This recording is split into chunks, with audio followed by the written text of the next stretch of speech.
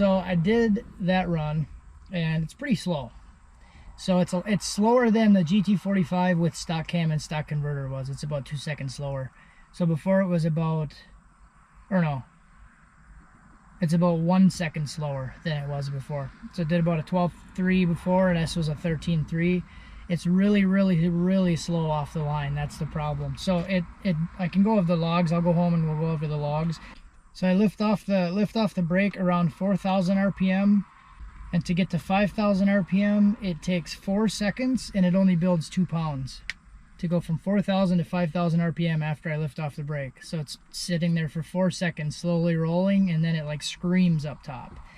So, which is kind of like, I didn't want it to be really torquey and launch really hard, because I didn't want to like break stuff all the time, but definitely sacrificing a lot of the launch capability. It does pretty well up top though. It picked up 26 miles an hour on the back half, from 91 to 117, so that was pretty good. And then it went from like a 9.1 at the 8th to 13.3, so it's about 4.5 seconds on the back half of the track, but 9 seconds on the front half of the track.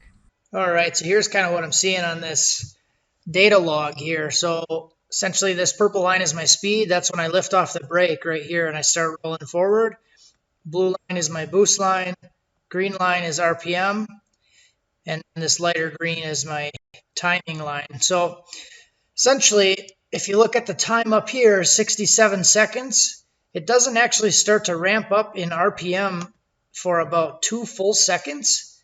But here it only goes up to 4,100 RPM from 3,900. So it takes 2 seconds to gain 200 RPM.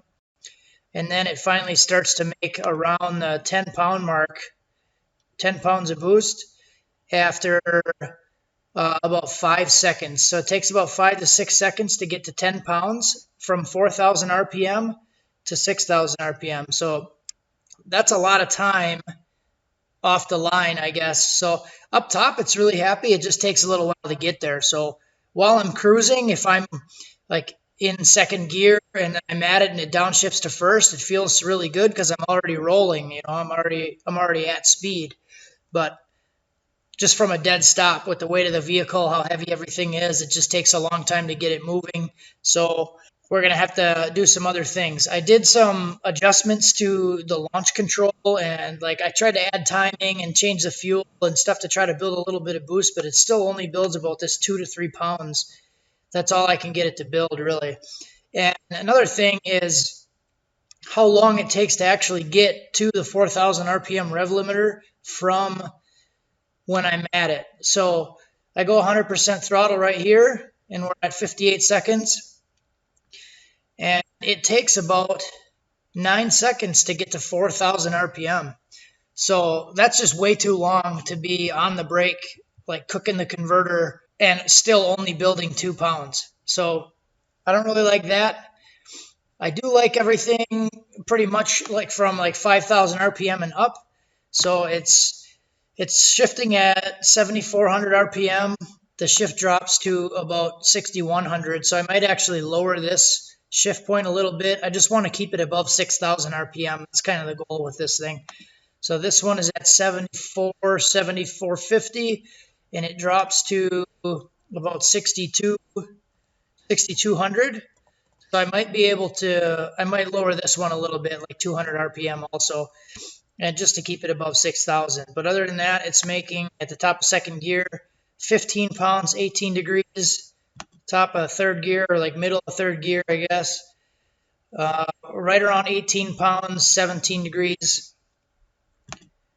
First gear, 13 pounds, 19 degrees. So I kind of like the range that's in. I'm going to turn the boost up a little bit. I already made the adjustment on it because it's at 70% duty cycle right now. So I went to like 73 or 74 to try to get it around that 20 pound range. But I'm liking where it's at pretty much when it's in boost. I'm happy with that, but I would like to try to launch it a little bit harder.